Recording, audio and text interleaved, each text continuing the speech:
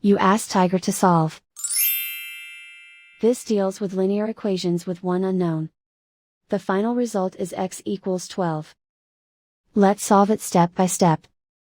Simplify the expression. Multiply the fractions. Break up the fraction. Find the greatest common factor of the numerator and denominator. Factor out and cancel the greatest common factor.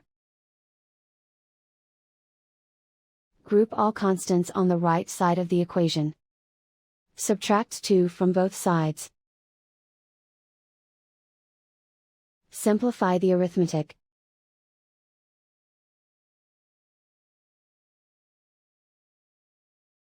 Isolate the b.